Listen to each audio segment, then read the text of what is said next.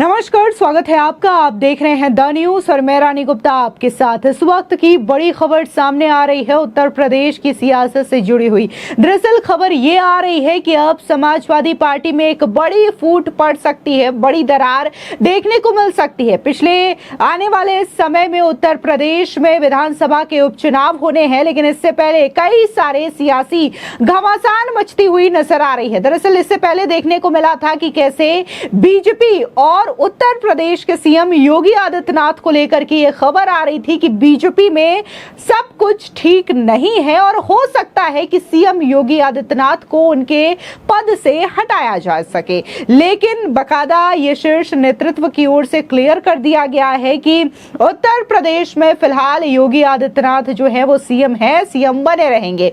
उनके पद को लेकर के कोई भी बदलाव नहीं होने वाला। और बकायदा जो बीजेपी का शीर्ष नेतृत्व है उन्होंने सीएम योगी पर पूरा भरोसा जताया, उनके नेतृत्व पर पूरा भरोसा जताया। लेकिन अब जहां बीजेपी की यह खबर शांत हुई है, तो अब समाजवादी पार्टी को लेकर के बड़ी अपडेट सामने आ रही है, जहां पर यह दावा किया जा रहा है सूत्रों के हवाले से कि समाजवादी पार्टी में बड़ी अंतर्कलह मच सकती है, बड़ी टूट देखने को मिल सकती है। क्योंकि सूत्रों के हवाले से कहा यह जा रहा है कि 18 समाजवादी पार्टी के जो सांसद हैं और इसके अलावा 45 विधायक और एक चाचा जो कि बीजेपी के संपर्क में हैं।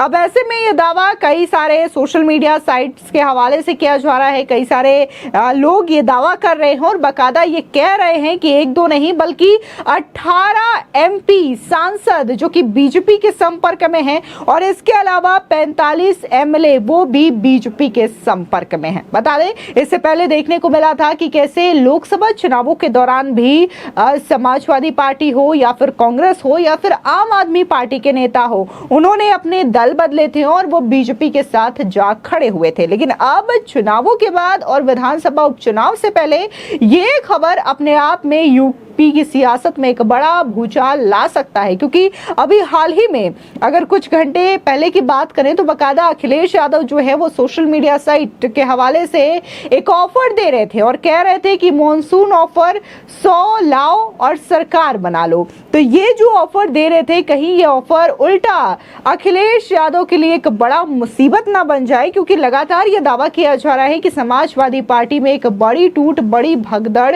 देखने को मिल सकती है।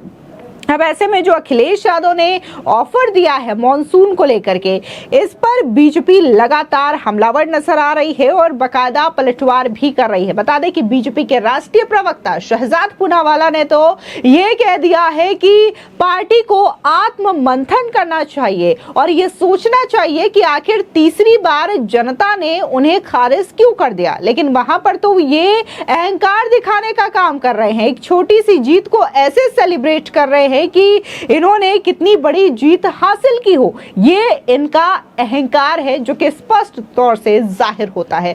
सुनिए बीजेपी प्रवक्ता शहजाद पूनावाला का ये बयान। देखिए, अखिलेश यादव जी को इस बात की चिंता करनी चाहिए कि 14, 17, 19, 22 और अब 24 में तीसरी बार भी उनकी इंडी अलायंस की सरकार नहीं बन पाई है। और इस पर चिंतन करने के बदले और ये देखने के बदले कि आज इंडी अलायंस में पश्चिम बंगाल से लेकर दिल्ली तक, हरियाणा से लेकर केरल तक कहीं पर भी इंडी अलायंस टिका नहीं है, वो अपने हार में अहंकारी होकर जिस प्रकार से दिन प्रतिदिन बयान दे रहे हैं, कभी वो अवधेश प्रसाद की तुलना राजा अयोध्या भगवान श्री राम से कर देते हैं। तो मुझे लगता है कि एक तरफ तो वो है जो विनम्रता से जीत को स्वीकारते हैं और दूसरे वो है जो हार में भी अहंकार का परिचय देते हैं। इसके अलावा बीजेपी नेता सिद्धार्थनाथ सिंह ने भी अखिलेश यादव के बयान को लेकर के करारा पलटवार किया है। सुनिए बीजेपी नेता सिद्धार्थनाथ सिंह का ये बयान। नहीं, अखिलेश जी क्या चाहते हैं? आपका बयान जो है उसके हिसाब से आप क्या चाह रहे हैं कि गरीबों के घर तोड़ने चाहिए, और गरीबों के घर हम लोग तोड़ेंगे, भाजपा सरकार तोड़ेगी तो भाजपा सरकार उत्तर प्रदेश में मजबूत हो जाएगी, ये आप चाह रहे हैं? आप क्या कहना चाहते हैं कि टीचर्स के प्रति हमारी सहानुभूति नहीं होनी चाहिए? आपका तो बयान ये है अखिलेश जी। तो आप ये चाह रहे हैं कि टीचर्स के प्रति सहानुभूति नहीं होनी चाहिए, उनको हम कठिनाइयां और देते रहें, या आप जिस प्रकार से देते रहे वही परंपरा उत्तर प्रदेश में चलती रहे? तो क्या अखिलेश जी हमें ये करना चाहिए?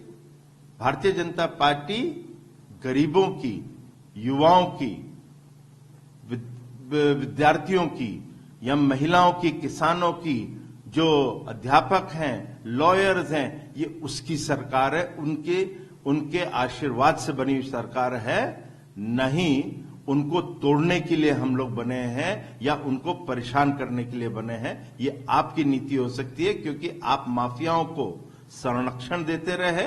आपने माफियाओं को कहा कि आप कब्जा करो। आज भारतीय जनता पार्टी की सरकार है, मजबूत सरकार है, जो कब्जा खाली ही नहीं करवाती, खाली करने के बाद वहां पर गरीबों के आवास भी बनाती है। इसके अलावा जाने माने भोजपुरी फिल्म इंडस्ट्री के अभिनेता और सांसद रवि किशन का बयान भी सामने आया है, जहां पर उन्होंने सीएम योगी आदित्यनाथ के कार्यों की सराहना की है। इसके अलावा आपको बता दें कि वर्तमान में रवि किशन जो है वो गोरखपुर से ही सांसद हैं। ऐसे में किस तरीके से सीएम योगी आदित्यनाथ गोरखपुर को लेकर के हमेशा सचेत रहते हैं और वहां के विकास कार्यों को बड़ी गहनता से नजर बनाए रखते हैं, इन तमाम चीजों को लेकर के रवि किशन ने सीएम योगी आदित्यनाथ की तारीफ भी की है। सुनिए रवि किशन का ये बयान। हम ये कुष्ठ रोगियों का आश्रम है, जहाँ पे यशस्वी प्रधानमंत्री मोदी जी ने अनगिनत मकान इनको दिए, जो कि देश को जानना जरूरी है।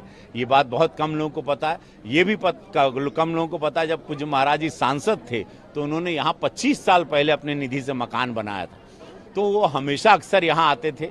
उसी प्रथा को हम चालू रखते हुए वही सेवा, जैसे कि हम हमेशा कहते हैं, आज यहाँ पे मुझसे जो हुआ एक प्रसाद के रूप में आशीर्वाद पाने यहाँ पर आया, और जो भी मैं मुझसे जो बन सका मेरी जो हैसियत में हम उनके लिए किए और सदैव करते रहेंगे। देखिए, संगठन तो संगठन पूरे विश्व में सब लोगों को पता है, ये सबसे बड़ा संगठन है। 19 करोड़ के कार्यकर्ता हैं। उन्होंने बात सही कही, 19 करोड़ के कार्यकर्ता है और संगठन को ही लेके, संगठन से ही सरकार बनती है, तो इसको हम लोग प्रणाम करते हैं। हम लोग तो पूरे संगठन की हमारी यही प्रधानमंत्री मोदी जी कहते हैं, यही पूज्य महाराज जी ने भी अपने भाषण में कहा, ये राष्ट्रीय अध्यक्ष जी अमित शाह जी भी यही कहते हैं। तो संगठन को तो हम लोग संगठन की वजह से ही खड़े हैं। भाई, बूथ पर संगठन लड़ता है, चुनाव संगठन लड़ता है, कार्यकर्ता लड़ता है। मैं अकेले तो पूरे लोकसभा में नहीं गया ना, संगठन मेरा दौड़ा। ये मेरा पूरा संगठन जो खड़ा है, जान झोंक दी है, तब हम लोग इतना इस झूठ की आंधी में ऐतिहासिक जीत निकाल के लाए। आपको बता दें कि लोकसभा चुनाव के दौरान देखने को मिला कि कैसे इंडिया अलायंस बनाने के बावजूद कांग्रेस को करारी हार का सामना करना पड़ा और लगातार तीसरी बार भी कांग्रेस ने 100 सीटें भी नहीं पाई, 99 सीटों पर यह पार्टी अटक गई। इसके बावजूद लगातार कांग्रेस के नेता हों या फिर विपक्ष की बड़ी पार्टियों के नेता हों, वो लगातार ऐसा दावा कर रहे हैं कि बीजेपी की सरकार ज्यादा दिनों तक चलने वाली नहीं है, और अखिलेश यादव भी ये दावा करते हुए नजर आ रहे थे। और खासकर अगर यूपी की बात करें तो यूपी को लेकर के यही कहा जा रहा था कि बीजेपी में सब कुछ ठीक नहीं है, बीजेपी में अंतर्कलह मची हुई है और इसी का खामियाजा उन्हें लोकसभा चुनावों में भुगतना पड़ा, जहां पर ये नेता जो हैं वो आपसी कलह की वजह से कई सारी सीटों पर हार का सामना कर रहे थे। लेकिन अब जो खबर सामने आ रही है वो ये है कि जल्दी समाजवादी पार्टी में बड़ी टूट देखने को मिल सकती है और कई सारे समाजवादी पार्टी के विधायक और सांसद अपना खेमा बदल करके बीजेपी में शामिल हो सकते हैं। अगर ऐसा होता है तो ये अखिलेश यादव के लिए एक बड़ा झटका साबित होगा, क्योंकि अभी उत्तर प्रदेश में विधानसभा के उपचुनाव भी होने हैं। फिलहाल इस पूरे मामले को लेकर के आपकी क्या राय है, हमारे कमेंट सेक्शन में जरूर बताएं। धन्यवाद।